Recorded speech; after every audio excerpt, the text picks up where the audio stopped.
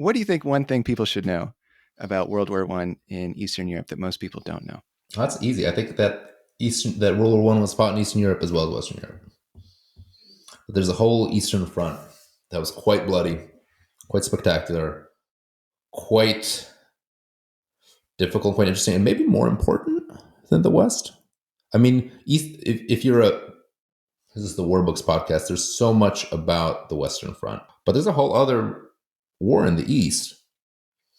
And in the history of the war and the history of the world, that's what ends the Russian Empire.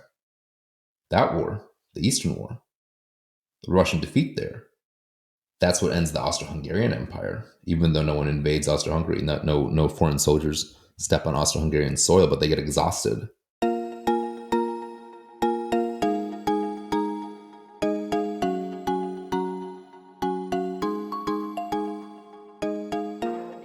Hi, everyone. This is AJ Woodhams, host of the War Books podcast, where I interview today's best authors writing about war-related topics. Today, I am really excited to have on Jacob Mikanowski for his new book, Goodbye Eastern Europe, An Intimate History of a Divided Land. Jacob is a historian, a freelance journalist, and a critic. His writing has appeared in The Atlantic, Aeon, Cabinet, The Chronicle of Higher Education, The Guardian, The New York Times, NewYorker.com, The Point, The Owl, Atlas Obscura. Is it owl or owl, Jacob? I think all. Oh, But okay. it's defunct, so it's All right. it's in the internet graveyard now. All right. Well, your writing's been there. And also the Los Angeles Review of Books. How are you doing today, Jacob? Great to be with you, AJ. Yeah, thanks for joining me. And we were talking a little bit about this before we started recording. So your book, Goodbye Eastern Europe, it's not like a war book per se, but I wanted to have you on because like your book, the history of Eastern Europe is so closely tied to war.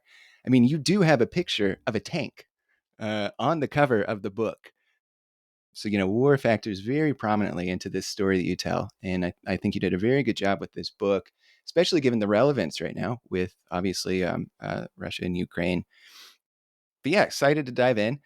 First, maybe in your own words, a question I like to ask authors on this show. Could you just tell us, what is your book about? Yeah, great to be with you. And it's actually pretty easy in broad strokes. It's a comprehensive history of Eastern Europe. It's my take on a comprehensive history of Eastern Europe. So everything, the story of Eastern Europe from the dawn of written history, even a little bit before then, up to more or less the present, in a thematic presentation, and kind of guided by what I see as the big themes structuring Eastern European history. So it's not a narrative, it's not a strict narrative of one thing happening of another. It's sort of a thematic presentation, what I think are the biggest cultural principles and shared experiences in Eastern European history. And there's a fair amount of my own family history woven through it as a kind of guardrail, you could say, or little crumb trail to give.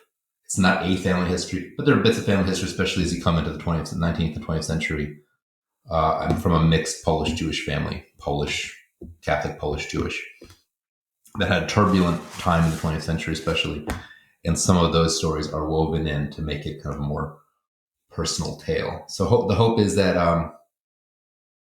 for novices and for amateurs and for people who just with an interest, they can start this book, read from one to the end, and have a picture of Eastern Europe as a shared space of cultural affinities, not a uniform space, but one with a lot of similar principles of society and culture, and then a kind of a more of a narrative of the 20th century that runs you through from 1900 to present, with a kind of the major blocks of things that the region had in common, that suffered or endured in common, told through kind of miniature stories and individual people. So it's much more anecdotes and personal stories and individual stories, not my personal, but individuals, than it is high politics.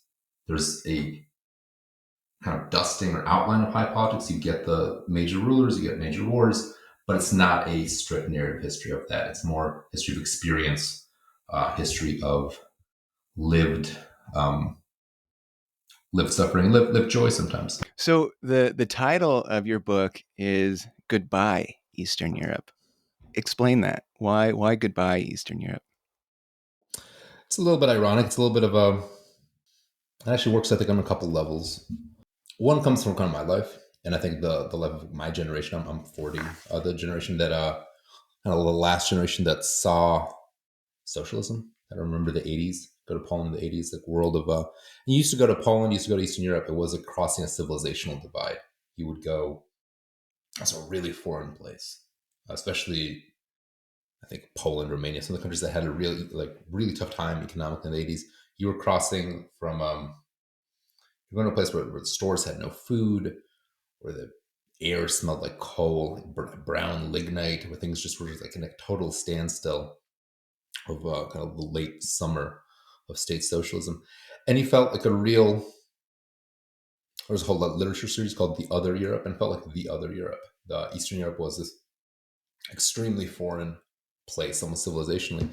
And that sense of difference, an artificial sense of difference created by the Eastern Bloc or the Warsaw Pact, however you want to describe that, has vanished in my lifetime. And people have tried to shed the label Eastern Europe as much as possible, especially at the level of countries, at the level of diplomacy.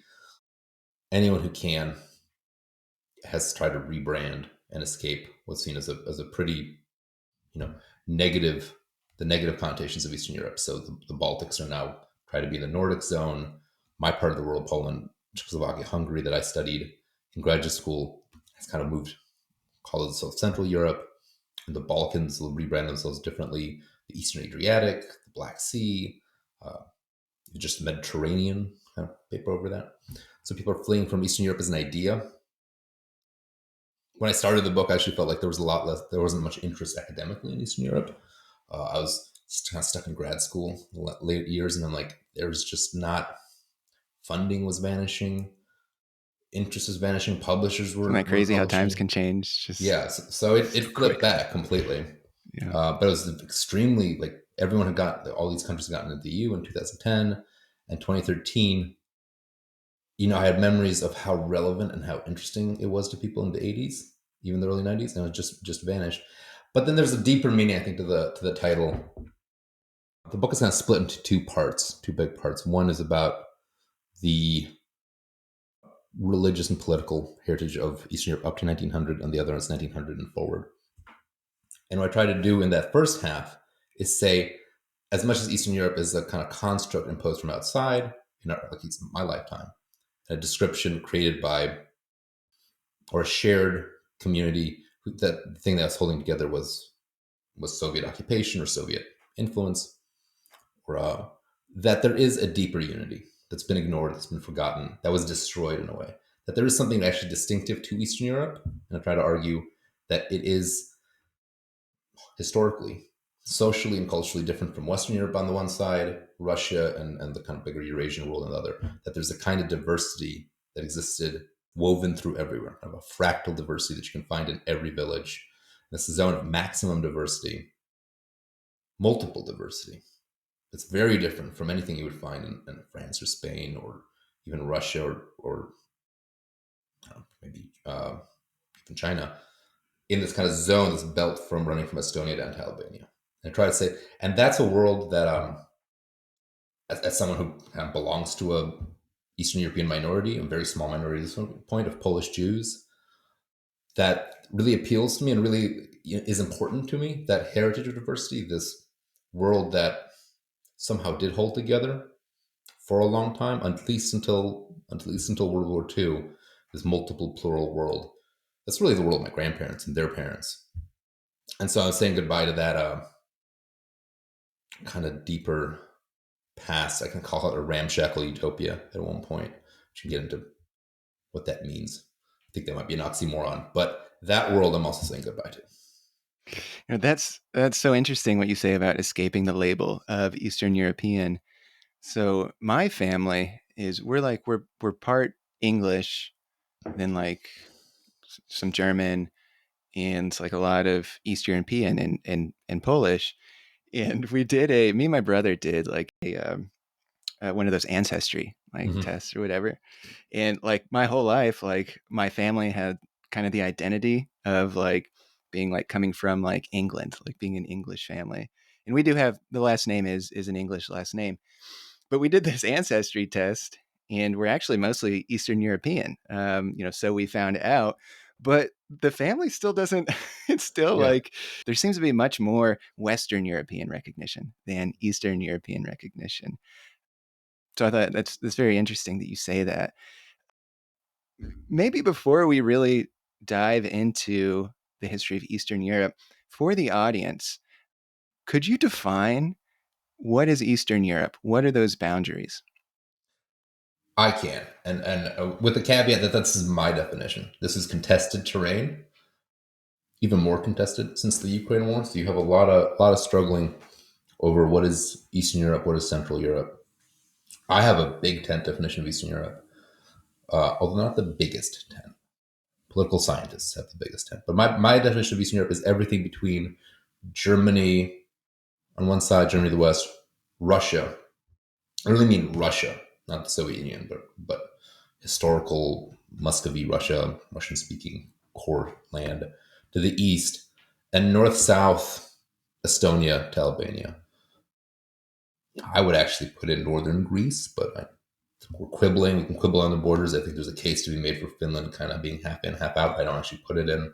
So it's that world of maximum diversity in minimum space. That's the great Kundera line, and of small states with difficult fates, of countries that are nation states that are small relative to their neighbors, embattled, have a sovereignty that's been challenged multiple times, have a discontinuous record of independence. So Ukraine's a big country certainly by European standards, huge by European standards, but it's small relative to Russia and is threatened by Russia and has had a brief history of independence. So and every other country I think it's the biggest in Eastern Europe. So every other country has that sense of fragility, of political, extinction, disappearance is always possible in a way that it's not really going to be with a France or even a Sweden or a Russia. You know, Geopolitical threat it might be a reality for those countries, but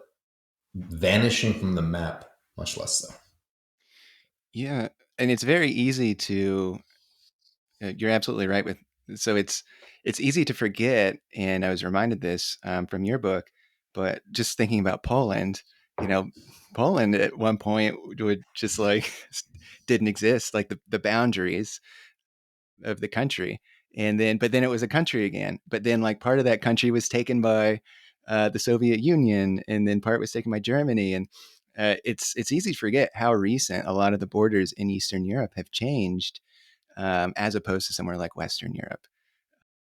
I'm trying to think of like what country in Western Europe is maybe I guess like uh, it would be like Irish independence maybe.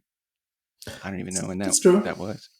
Alsace flipped hands, changed hands, but yeah, Poland didn't exist for 123 years, and then it essentially vanished again from 39 to 45. It did vanish. So my grandparents' lifetime, the partitions are very much. As little kid, I was into Polish history as a kid. I grew up in America, but I was going to school in Poland. I was so obsessed with the partitions. I'm like, how could they do that to us? They just carved us up like a dinner plate. And I wasn't alone. Like you really, once you identify, you do fixate with these moments of historical loss. Hungary vanished mostly for well, it depends on how you look at Hungary, but for hundreds of years. Serbia, the same thing. You have these wounds that become very formative to identity. Whereas, does the U.S. really doesn't have anything comparable? Yeah, but I guess Ireland being conquered by the English, in the 12th Yeah. century. That Well, let's go all the way back to. We'll go back to Roman times, but mhm. if you want to go back earlier, we can do that too. What does Eastern Europe look like during like Roman times? You're right that it was actually very sparsely populated, a lot of wilderness that the writings that came out of that region at the time were people talking about how like they would go days without like seeing a person. But what was Eastern Europe like, say, during the Roman times? I'll say I wish we knew. I wish we knew more because the Romans didn't really care that much. And the people in Eastern Europe didn't write. The Romans were aware that there was a lot out there.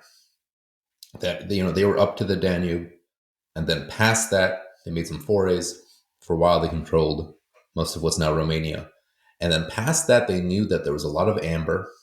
It's a very cool material, very light, very beautiful. And that tons of it came from somewhere up there. And beyond that, they had some kind of vague understanding of tribal names, of nomadic peoples that were somewhere. And beyond that, they didn't know. They didn't leave records. They had traders going up there. They had slavers going up there. Clearly, slaves were being sent down from there. We actually have archaeological evidence of Roman slaving happening in Poland and the Baltics. They had amber trading, but they didn't really write much about it. They had very few details. And so we have to go on archaeology and inference. It was the contrast to the Roman Empire was quite stark. There weren't, as far as we know, there's no writing. We don't think there were very large political units. But so when people did go there, like Marcus Aurelius went to Slovakia, spent a couple winters there fighting the area around so modern day Slovakia, Austria, Hungary. He's fighting the Macromantic Wars. Writes a lot while he's there. Writes nothing about what's happening around him. Writes all internally. Writes about the struggles of his soul. Writes in this stoic reflections that we call the meditations, and essentially says nothing about what's around him. So we don't really know. We know there's plenty of forest. That forest lasted into the 17th and 18th century. It remained underpopulated compared to the West and compared to the South. It remained underdeveloped for the West and the South. That's why certain species that went extinct in Europe, in Western Europe, survived in Eastern Europe for much longer. The wolf, the beaver, they still live there. And the aurochs, if you know what an aurochs is, it's the wild ancestor of the cow, like a giant, like a Volkswagen-sized cow. And they survived in the 17th century. So the Polish kings kept them in their game reserves. And really actually tried to save them. They died of disease ultimately. They tried to preserve these incredible animals that went extinct. But the Eastern Europe was wild enough, had enough wild space to preserve some of that. But so that's the best sketch I can give you. A lot of it is What's no question mark.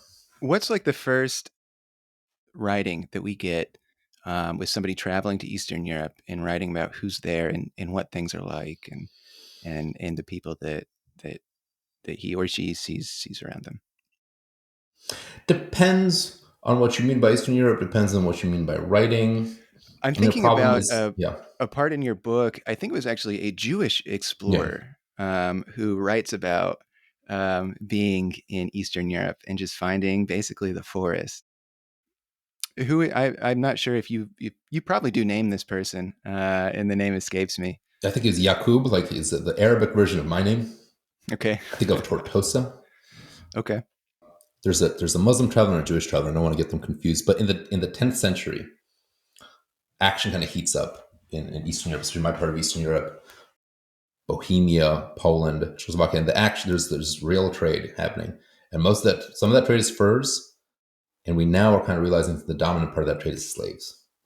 There's an incredible demand in the Muslim world, which is the most advanced economically, civilizationally, socially part of the world, especially the kind of Western Eurasian part of the world, for slaves, for labor. And they have a ton of silver, hard currency, huge mines in Iran. And there's this real boom of slaves. And so the word slave comes from Slav. Slav, slave. Slaves were Slavs. Slavs were being exported from what's now the Slavic world.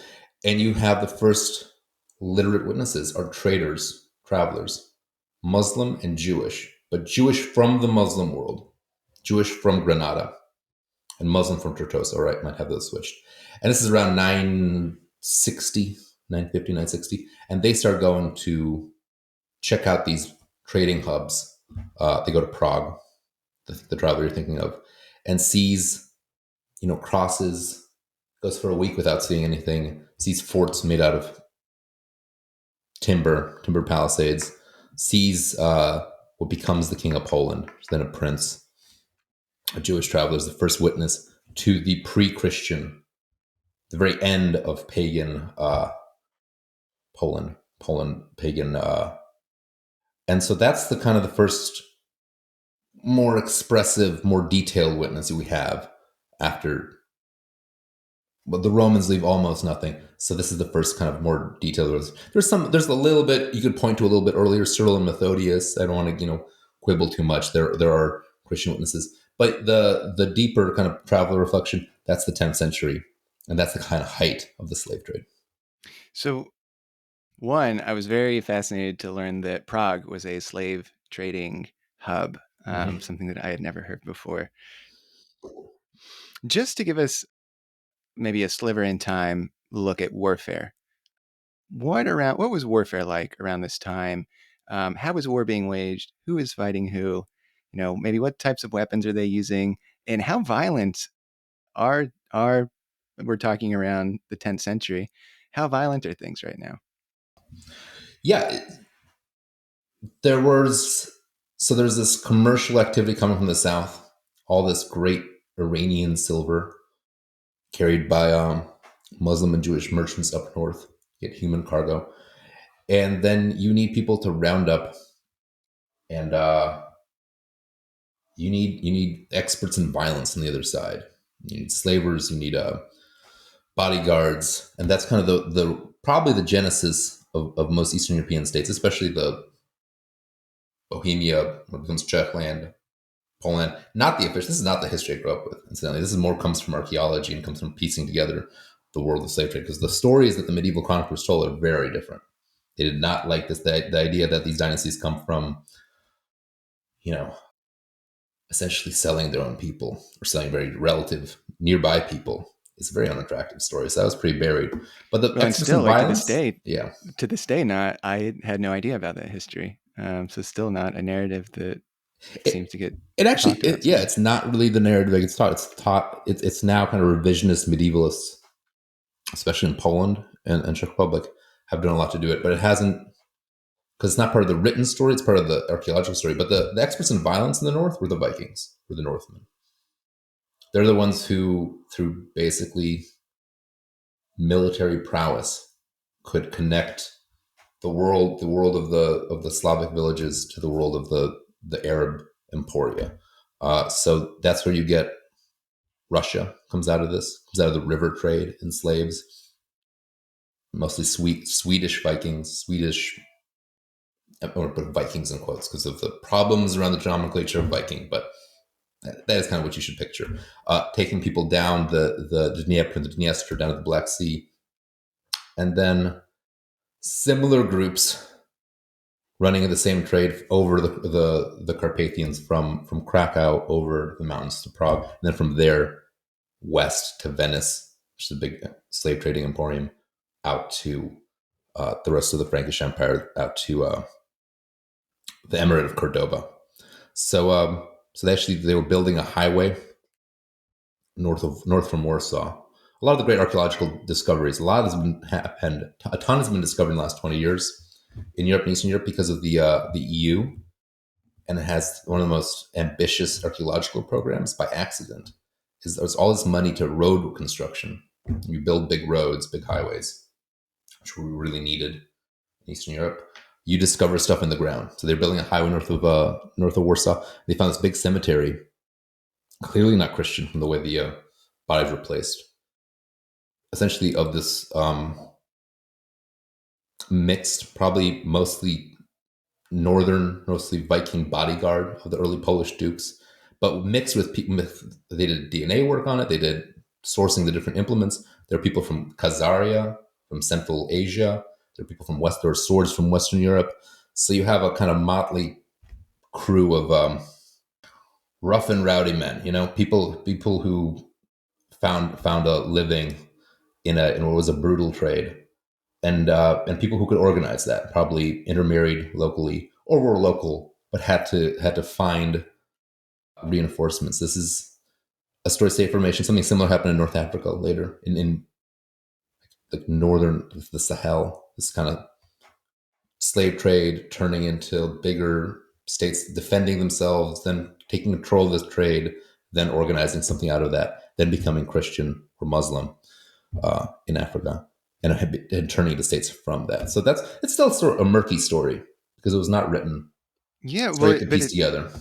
but it seems like a lot of the fighting at this time was around the slave trade, which is in Europe to me is wild to think about.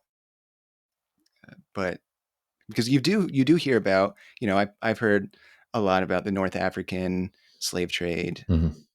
and then obviously like the transatlantic slave trade. But I guess that's just like something that really stuck out to me. I'm curious about religion in this part of the world, and I was wondering if you could maybe walk us through. Well, first, I was very surprised to learn that Eastern Europe, up until like the 14th century, there were still like pagan leaders that were in the area, which seems so. That also seems a little wild because like Europe was sending like crusades out Mm-hmm. to other parts of the world, yet like Europe hadn't been fully Christianized. Talk about religion in Eastern Europe, historically, and the different groups that are in the region. And specifically, I'm interested in Judaism, but if you could talk about maybe the different types of religious groups that are in the area first. So Eastern Europe really becomes Europe's great kind of reservoir of religious diversity, especially as it actually kind of decreases progressively in Western Europe over the course of the Middle Ages.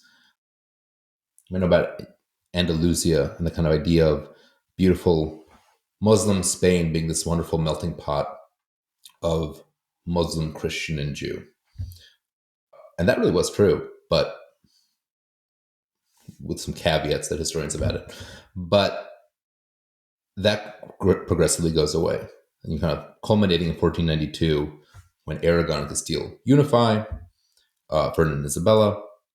And what they do, first thing they do, well, they send Columbus out to somewhere. I don't know where they're sending him, and they expel they conquer Spain's last remaining Muslim kingdom, and they expel the peninsula's Jews. And that's the culmination of a process that had been happening in Western Europe for like 300, 400 years. England expelled its Jews in the 12th century. France expelled its Jews at the start of the 14th century. She expelled them a couple of times. German states and cities are expelling their Jews and readmitting them and expelling them. But Jews are being driven out of Western Europe. Muslims are being driven out of Southern Europe.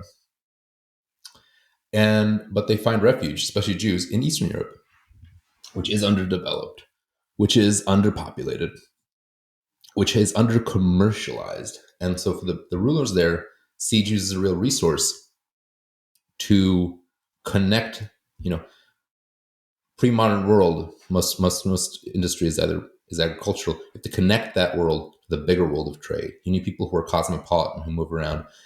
And so they start inviting Jews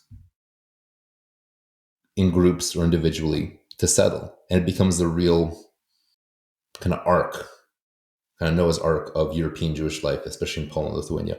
And there's also a Muslim presence in kind of two different forms. One is these kind of refugees from the conflicts following Genghis Khan. There are Muslim nomadic groups. They stopped being nomadic, but from the Turkic Muslims who settle in Poland, Lithuania, settle in Belarus and Lithuania, and to pledge to fight for the king. They settle in Hungary too, and become military frontiersmen, frontier guards. And then there's the Ottoman Empire pushing in and making half of Eastern Europe, really putting it under Muslim rule and converting a lot of Eastern Europeans, people in the Balkans, to Islam. So you have those three religions. And then paganism lasts longer in Eastern Europe than it does anywhere else in Europe. It's the last, on one hand, Poland, Bohemia, Hungary, all Christianized around the year 1000, same as Scandinavia. But then there's this giant forgotten country, essentially, Lithuania, which is not the little Lithuania we know about. kind of inherits that. But the Lithuania of the Middle Ages is a huge country that has most of Belarus as part of its territory, chunk of Latvia, large part of Ukraine, and is a proudly pagan, defiantly pagan state that's fighting these German crusaders. And the more they fight the German crusaders, the more proudly pagan they become, and the more they fight these encroaching actual crusading order, the Teutonic Knights, the more they organize in response and become much more like a medieval European kingdom in structure, in people. They have dukes, they have organization, they have actually a pretty good army, but everyone's pagan. In like 1375, the Renaissance is getting going, Petrarchs are going on.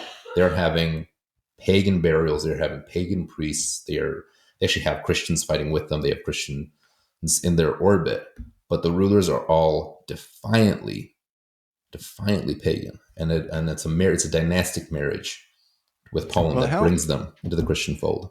Very exciting. how yeah how I like it. how much of the fighting at this time is just fighting against Christianity, fighting against these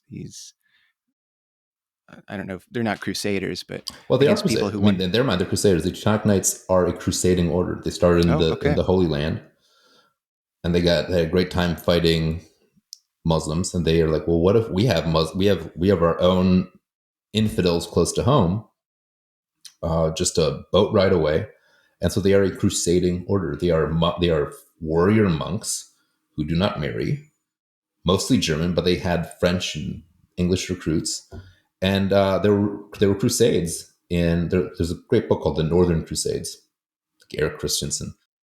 The Swedes also ran crusades in Finland and in Estonia, and then the German crusading order was like, we need to convert these people. And these people are very well armed and very good fighters, so we're going to do it with it's old phrase of Charlemagne's, with tongues of steel, tongues of iron. We're gonna if they don't convert, we'll just cut their heads off until they start converting. And it is that crusading warfare that people organize in response to. Now, do they remain? Does paganism stay around for so long because maybe the fighters are so fierce, or is it just because this is the last place that the Crusaders came to, or maybe a little bit of both? A little bit of both, because actually they have Christians also to their east. Novgorod, the Russian principalities are all Orthodox Christian. They it because they put up a good fight, and I think that kind of crusading warfare, which is actually quite brutal, has its own kind of brutal response. It forces people who were disunified to unify in response, and forces you to have an identity. The encroachment strengthens that oppositional identity. Now, when Um, you say it was quite brutal, not to make this into an R-rated conversation, but mhm. what do you mean exactly? That's an anecdote I had to cut from the book because that was too distasteful. A group of pagan fighters captured some knights, and the knights were always better armored. They actually had armor, but they could be picked off kind of through guerrilla war, and pick them off, and they had burned villages, etc. So to punish them, they sensitive listeners should skip ahead 15 to 30 seconds. But they cut open their stomachs, took out their intestines, nailed them to a tree, and then had them walk around it till they like spilled out their guts. Now that really happened might be Yikes. propaganda, but that's a kind of warfare of extraordinary cruelty, guerrilla warfare lasting a century plus, extraordinary acts of cruelty to like frighten and dissuade. That's really brutal warfare. Yeah. That's And well, you know, yeah. I'm while we're on the subject of religion and thinking about religious violence, I remember a few stories you write in your book about violence against Jews in the region. Mhm. Now, I'm curious, actually. So this is a two-part question: how Jews were received by the population. You talked about, they're being expelled from all these other Western European countries. I'm curious if they were welcomed by most people when they arrived in Eastern Europe, and then maybe talk about some of the violence against Jews. And this is going to be like a big time period, but leading up to World War II. That's a big question. Also, were they welcomed? In Jewish folk tale, in Jewish folk memory, the very woods welcomed them. It's a story that they came to Poland and they heard a voice saying, "This is Pauline in Hebrew. This is stay here," essentially. It's a play on words, but they went into the woods and they found tractates of the Gemara of Jewish law written, carved into the bark of trees. Probably not, but they felt like the actual woods were welcoming them in a way that was true because there was this space. It wasn't that people were welcoming them exactly. It's that there was open space. You have to imagine kind of a frontier environment, especially as you push east into Eastern Europe and push north into Eastern Europe, of there being space to settle. And so you could establish communities, establish towns, establish Jewish majority towns as things develop. And, there's actually historical mystery about that. There's so many Jews eventually in what was Poland, Lithuania, in that area by like 1900, that it's hard for demographers to work out how there could be so many starting from what seemed to be so few in the Middle Ages. That either more people arrived in the Middle Ages or the growth rate was just extraordinary. So people did find a real safe haven there, but that was punctuated by terrible moments of violence. 16th, 17th century people were describing, Jewish writers were describing Poland, Lithuania as the actually Christian writers would call it the Paradisus Judaeorum, the paradise of the Jews. Jews would also describe it as a welcoming place. And that security was really shattered in the mid 17th century in a spectacular civil war that becomes a kind of multipolar war, starting in 1648, the Khmelnytsky Rebellion. So if you grew up on Polish historical fiction, there's a guy named Henryk Sienkiewicz who writes this cycle of novels that everyone reads. They're very popular. And I grew up reading them, like 9, 10, 11. They're like, what's the equivalent? Game of, like, Tolkien, maybe. What's All it like right. everyone? That. So our Tolkien is this historical fiction set in the mid 17th century. These quite brutal wars that kind of end the Polish Golden Age too. And the first one of them is this big Cossack rebellion. Because what was now Western Ukraine was then part of this larger Polish-Lithuanian state. And religiously, that was complicated because the Polish-Lithuanian state, the dominant religion was Catholicism, but the religion of all the eastern part of it was Orthodoxy. And the Catholic part was trying to impose Catholicism more on the eastern part. And there was this huge rebellion, possibly driven by personal motives, of a Cossack leader who becomes the Cossack leader, the hetman, named Khmelnytsky. Different, I say it in the Polish way. There's a Ukrainian way that's more like Khmelnytsky. He's a hero in Ukraine. He's a villain in Poland, and he's doubly a villain to Polish Jews because when that war broke out, the main fighting was Polish versus Cossack versus Ukrainian versus Polish Lithuanian. But caught in the crossfire were all these Jewish communities, which were mostly defenseless, which did not have fighting men, which are not allowed to have fighting men, which Jews weren't supposed to bear arms legally, and they were decimated. There were extraordinary atrocities. There was extraordinary, kind of probably the worst bloodshed before World War One, certainly, because there were terrible massacres before World War One. But this is the one event that kind of stood out in people's minds for hundreds of years as the Great Catastrophe. This rebellion, 1648, 1649. The main book written about it has a very evocative title. I have it right behind me. It's The Abyss of Despair by Nathan Hanover. And he describes just the atrocities committed against the civilian Jewish population.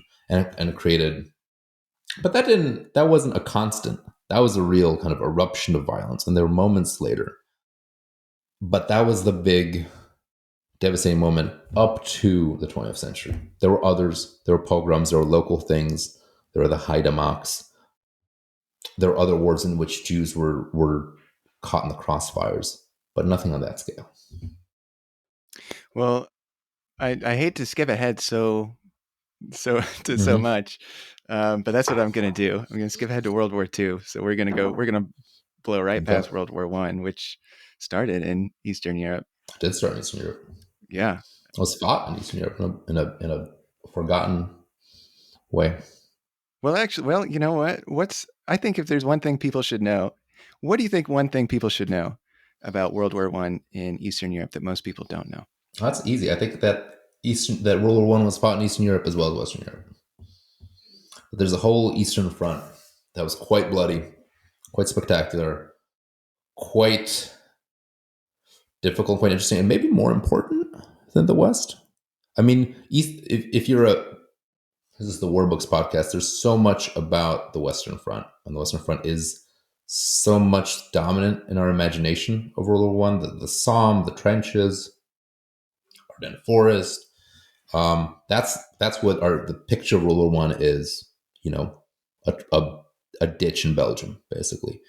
But there's a whole other war in the East, and in the history of the war and the history of the world, that's what ends the Russian Empire. That war, the Eastern War, the Russian defeat there. That's what ends the Austro-Hungarian Empire. Even though no one invades Austro-Hungary, no foreign soldiers step on Austro-Hungarian soil, but they get exhausted, depleted completely by that war and by the War of Italy. But there's also another front people don't think about, and actually there's a whole other conflict in the Balkans that actually academically that's what I used to write about was the war in Macedonia. Kind of interesting. And just to put that beat out there, that's a very interesting conflict, very interesting, very important, and very different. And that turns into a longer war, Polish Bolshevik War. Afterwards, you have wars that of like massive cavalry charges and a front that moves hundreds of miles one way, hundreds of miles back and forth, big movements, massive casualties. A more dynamic war, but a war between kind of two boxers that are expending all the kind of everyone loses in the East. This is between Macedonia and who?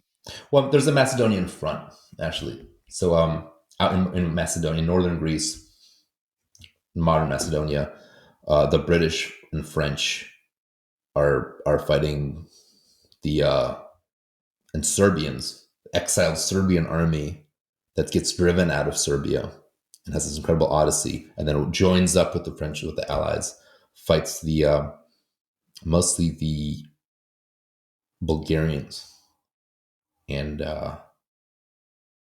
yeah, and there's a long stalemate there, and malaria becomes the big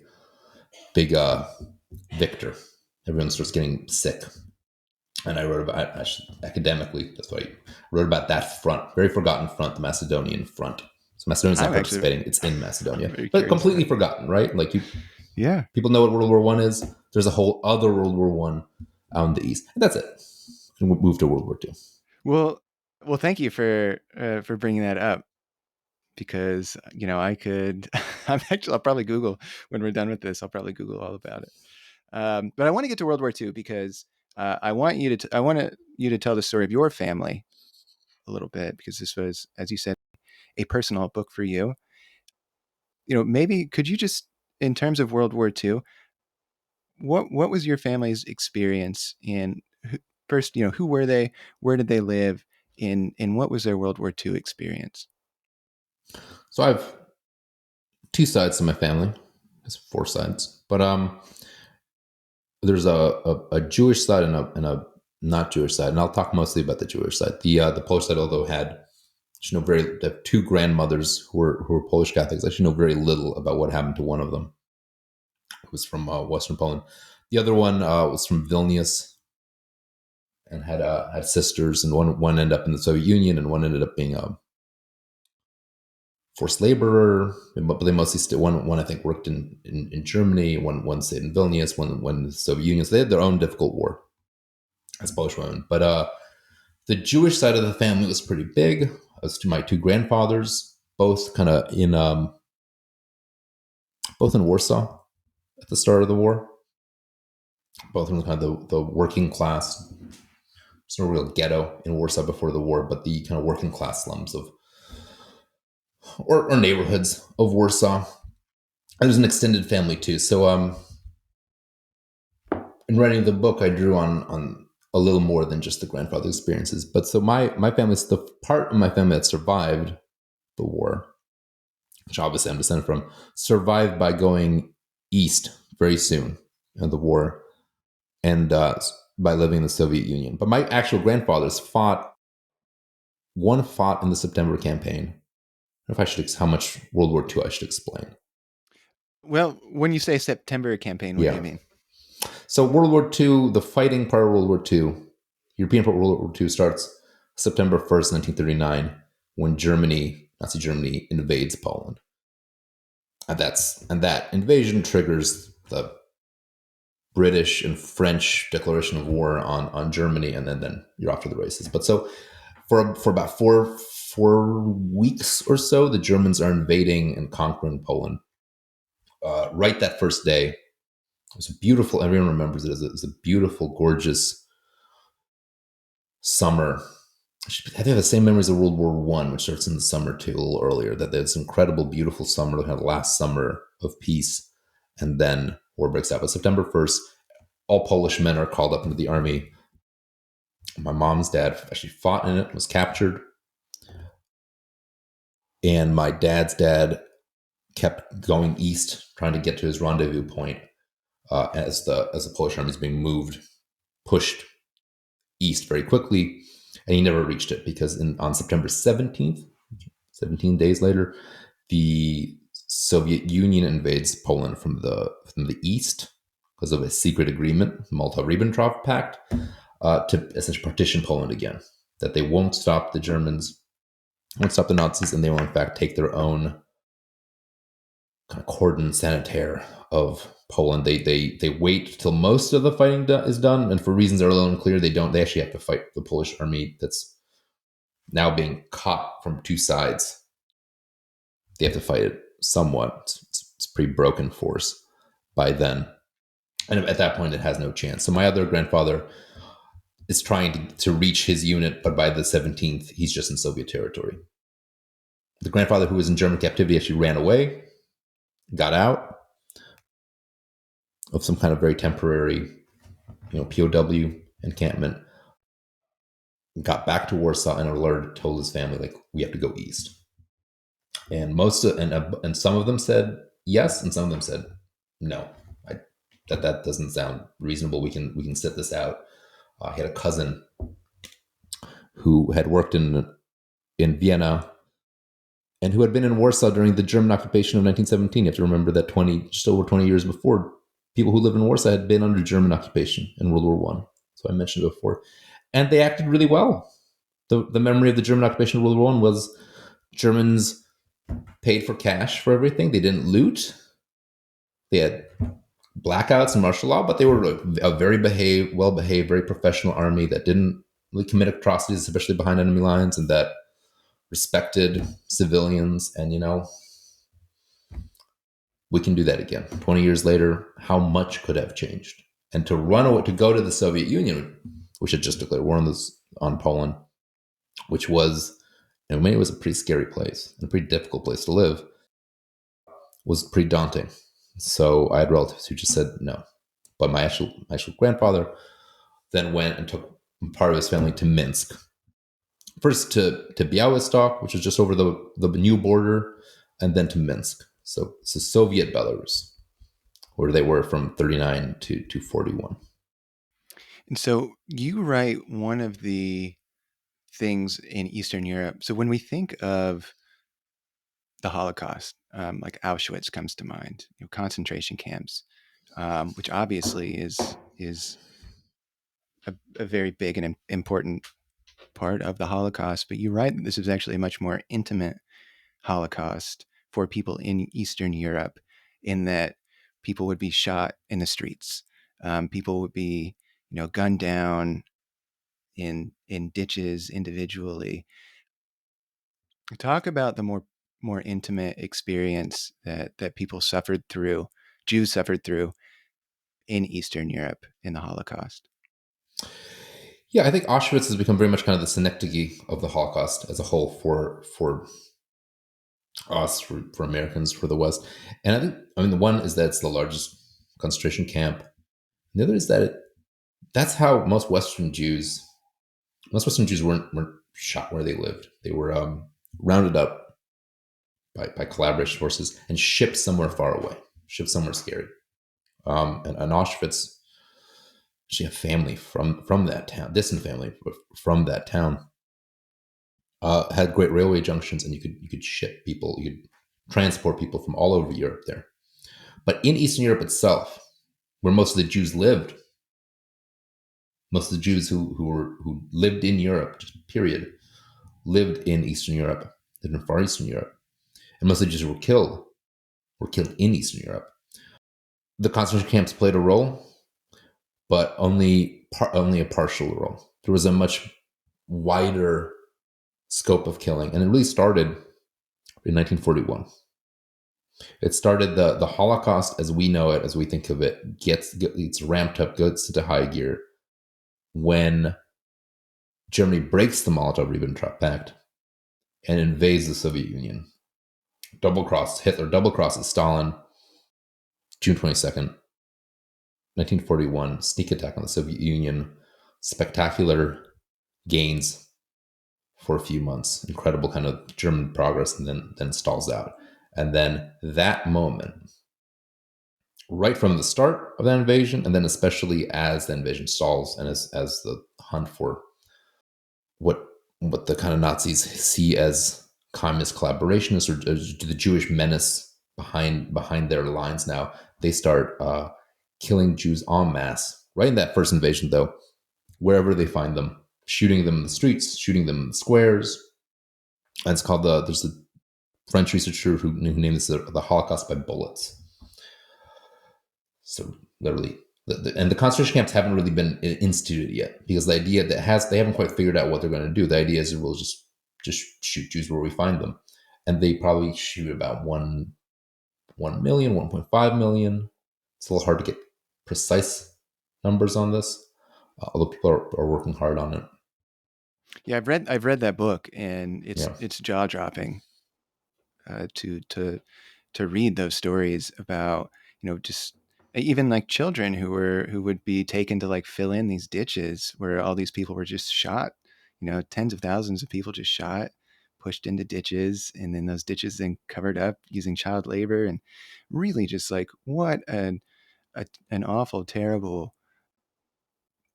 It's just a part of the Holocaust that I'm glad you brought up in your book, because it's one that doesn't get talked about maybe as much as it should. Can you give us a sense of the scale? In there was a I think it might have been Warsaw, but it could have actually been an entire country where after World War II, because so many people had been exterminated by the Nazis, like 92% of the whole town Hmm. was gone. Give us a sense of the scale of just like what did like a normal town in Eastern Europe look like once the Nazis had left?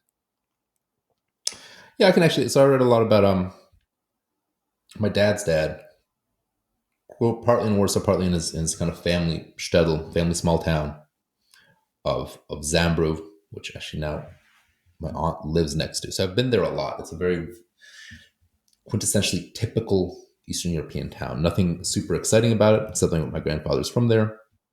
It's just on the road. Just drive 2 hours east of Warsaw. Small town. That's about 20,000 people. It was about 4,000, 8,000 back then. It's just kind of the family, the hometown. In World War II, they were in the Soviet zone, 39, 40, 41.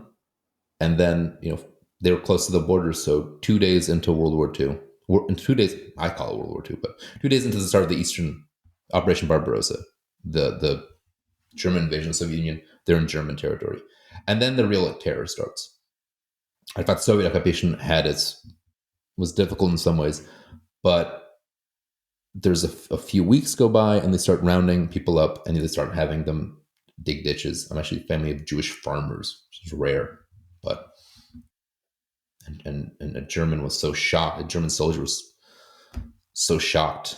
He talked to my great grandfather, great grand uncle, I think, about.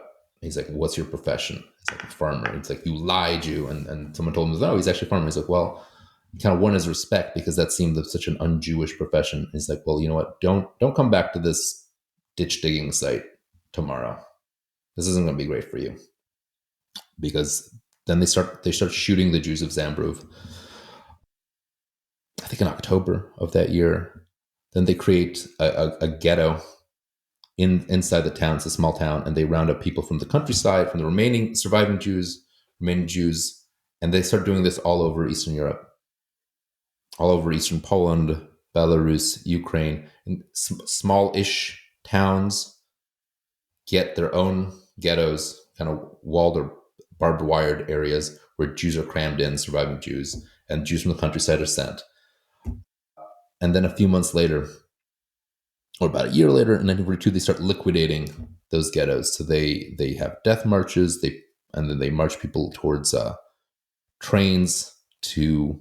They've by now started building the network of camps, and they'll shoot part of the people on site or in woods, and they'll load others into trains, and then they have some survivors then clean up the remnants, and they shoot those, and then the remaining Jews that are in the countryside and the small towns, if they're alive, they're hiding in cellars or they're in the woods at the mercy of everybody. But by then, 80-90% of people are dead by late 1942.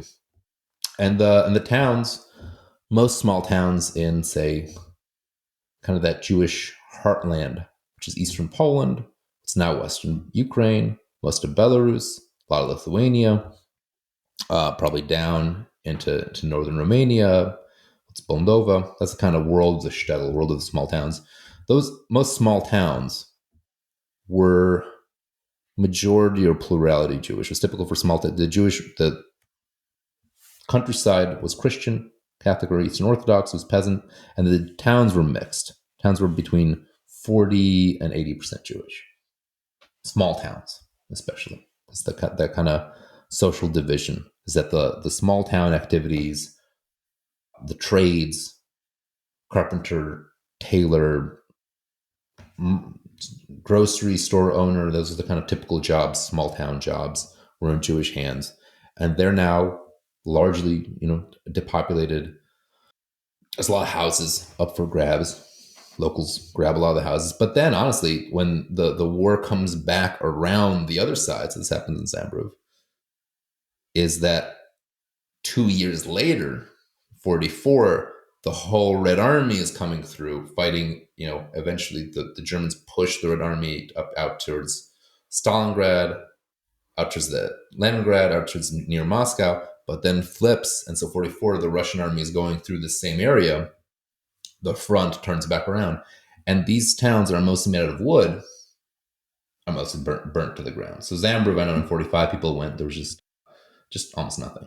The on one hand, there's this wave of destruction of the Jewish community in 42, but then in 44, it's just caught in the crossfire of the conflict between the Wehrmacht and the Red Army. And that world of the country, that is such a gigantic conflict. Millions of soldiers on both sides. Those towns just get completely steamrolled and mostly destroyed. Most of them get destroyed. So really, that's part of the. And so by 45, you're looking at ashes. Bits and Well, pieces. how much do you think, just kind of thinking about the comprehensive history of Eastern Europe, how much do you think World War II defines the history of Eastern Europe? Maybe it's just because it's so recent, and not even 100 years ago it happened, which is why we focus so much. But the scale was just incomprehensible, and I wonder how much you think that that is now tied to Eastern European identity. It's definitely important and probably crucial. It is the moment when the kind of older world of Eastern Europe vanishes, the world of this Jewish Europe, although it doesn't vanish completely. So as I like to point out, people will say there are no Polish Jews left. I'm Polish Jew. There's some left, and there are Jews across Eastern Europe. It's not the total end. My family is a total product of World War II. These Jewish soldiers, one who was a partisan in Belarus, a Red Army partisan, paratrooper, fought behind enemy lines and had a very difficult war in Belarus, and the other one was and the Polish units attached to the Red Army. It's a complicated story, but and fought in Berlin and came back to Poland and married Polish women. That wouldn't have happened before World War II. So it's really like a World War II family. And at the same time, so it's very important. And at the same time, I'll say I think it's overemphasized. From my point of view, it swallows so much of the airspace of the history writing about World War II. I think it's crucial, and it's some of the most difficult stories in my family. And I go into some of the really extraordinary stuff the family that was left behind in Warsaw. I have testimonies from the Ringelblum archive, the milk can archive that was buried in Warsaw. They're really important. So it's I mean it's crucial in my life, but at the same time, there's that idea of the bloodlands. And I think an idea in contemporary history writing or history imagination, I'll say maybe not writing, that all there is in Eastern Europe is this charnel house, is this world of brutality and carnage. And I think that drives out everything else. So for my book, I have a chapter on World War II, and I try to give it its space, but I do want people to think that there's more, that something survives the war, and that there was a lot there before too, and not to have it eclipse everything that came before and came after, because it is such a black hole. It is such a powerful, extraordinary in the sense of beyond any previous, I think, human or Western experience. It is it's so far on the extreme of war and how civilians were treated. But there is more to Eastern Europe. There's more to Eastern European life, and it's not just bloodlands. So I would almost, I'm like, it's super important, and yet it is almost overemphasized. That's so interesting that you say that. I had, as a guest on this show, a historian. His name's Peter H. Wilson, and he wrote a book about a 500-year history of German military Sure. warfare. And in his like 700-800 page book, World War One and World War Two get 50 pages. And I'm That's like, interesting. why did you only get 50 pages? He's like, well, if I had my say, I would give it 0 pages, but you can't write Really? a book about German military history and not talk about World War One and World War Two. But he had a similar answer as that you gave, is like, we focus a lot on those conflicts and we forget about some other very important history. So that's very interesting to hear you say. That's interesting. He said he's a 30 Yeah, years war yeah, expert. Yeah. So that's interesting. He is yeah. very much a military historian. Yeah. There is. It sucks so much of the oxygen out of the room. It is so, and it is, even writing about it, you get so wrapped up. And then I am kind of like, well, at the same time, writing a history of Eastern Europe, I don't just want this to be a history of a football that's being kicked between Hitler and Stalin. And a lot of the narratives are so driven by that external history, that you lose sight of the internal. So Yeah. that striking that balance is difficult. Well, kind of lastly here, maybe we can look at history to pivot a bit towards the future. And I want to ask you about Ukraine, Mhm. because obviously a very relevant topic right now. But from your perspective, from somebody who's written a history of Eastern Europe, I'm curious what your thoughts are right now as it relates to the Russia Ukraine war, about what maybe people are getting wrong in the West, what people are getting right in the West. Maybe your assessment right now from a historian's angle of the Russia Ukraine war. It's a good question. And I wish history was more useful predictively, because I could actually, because then would have a direct use. So I don't have a lot of great predictive. I mean, I think it's so unpredictable. I found the whole Prigozhin episode so shocking. I thought I knew what was going on. So let's throw out let's one just say history doesn't Well, isn't good at I'm predictions. curious. But yeah, Go ahead. no, you go ahead.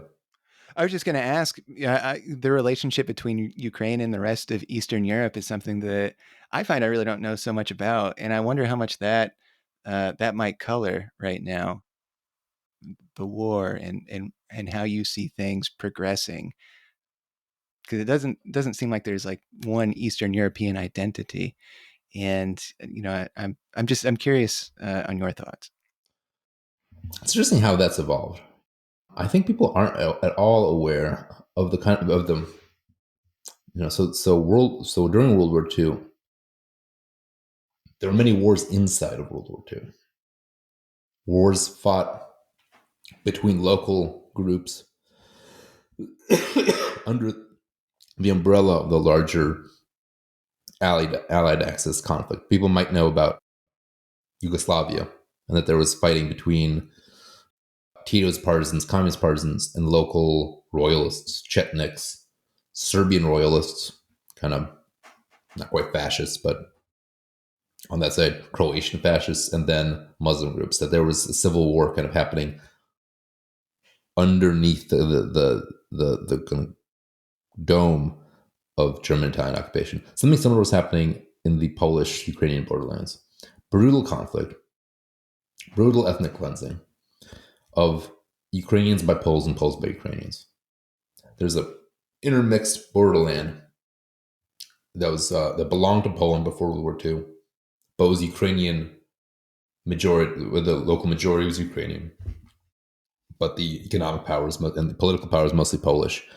And Ukrainian nationalists tried to drive out the Poles and Jews, and the Polish partisans would try to drive out the Ukrainians and Jews, and just brutal fighting in Volhynia, a place I don't think people have heard about, but is once eastern Poland, now western Ukraine, and Podkarpacie.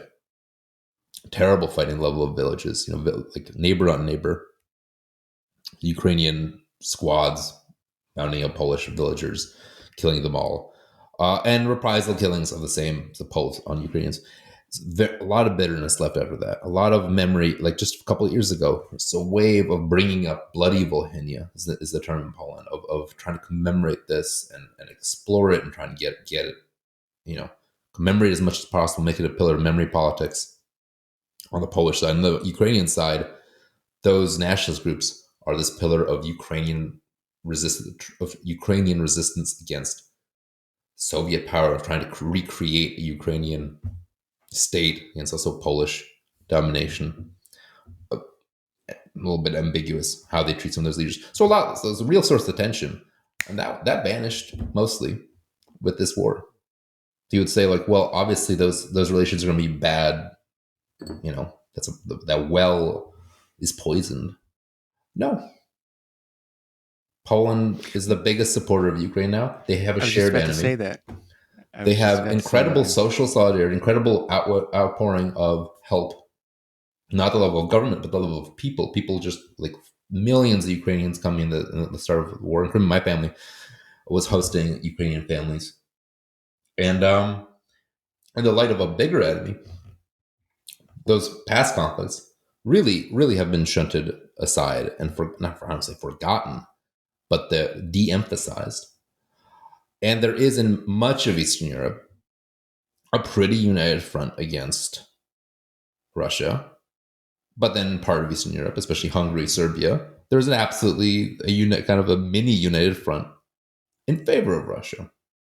So Yeah, that's yeah, interesting. I forget often that those governments exist in Hungary and in Serbia. Hungary specifically, because Viktor Orban, of course. But I think of Belarus as like the kind of the that's true. outlier, of course, because it's like they've got Europe's last dictator, isn't that their the guy Well, who's in charge there? I would say Putin. I think Putin. I think Yeah, right. there's that Now ambiguous there's thing. two. Where is Russia? I was just talking to a Russian journalist about this, but yeah, Yeah, that's a fascinating crux though. Also, because historically, Belarusians and Ukrainians have excellent relations and really see each other as both as kind of similar and as like equally hard done by Russians on one hand and actually Poles by the other. So there's I think huge reluctance to commit. I mean, Lukashenko knows that'd be incredibly unpopular to actually send like Belarusian soldiers, but at the same time, who's who's holding whose puppet strings? I think it's actually changing, but you have this history that can be determinative, but it can also flip on a dime. yeah. Well, Jacob, this has been a wonderful interview. We've gone over our time. I could keep talking to you. We could do a whole separate episode on World War One because I feel bad now that we didn't give it the attention maybe it deserved. World, But I I mean, appreciate yeah, World War II. Well, and for my family, there's a lot of like really interesting, exciting World War II history, which isn't true of World War One. I just wanted to give it a plug. There's, yeah. forget the Somme. Look at the siege of Przemysl. It's a great book about that. If people want, that's some exciting war history. If you go forward. Well, I had a fiction author. His name's Alexander Hemon, Oh, and interesting. he recently wrote a book about World War One, Yeah. starting in Bosnia, but it goes east instead Mm-hmm. of going west because usually in our Western history, the only time you hear about Eastern Europe really is Franz Ferdinand being assassinated, and then all of a sudden we're in France. And his novel was very fascinating, I thought, because instead of going west, you go east. So luckily, it seems like people are paying a little bit more attention And they go to to that. Galicia. They go to those like eastern trenches that I find kind of interesting in the mountains. Yeah. That's great stuff. So Yeah. Well, Jacob Mikanowski, Goodbye Eastern Europe, an intimate history of a forgotten land, or I'm sorry, of a divided land. not a Go bad edit. go buy a coffee, go check it out from your library. What a fascinating story. And Jacob, thank you so much for your time today. Well, thank you so much. It's been fantastic. Thank you, AJ.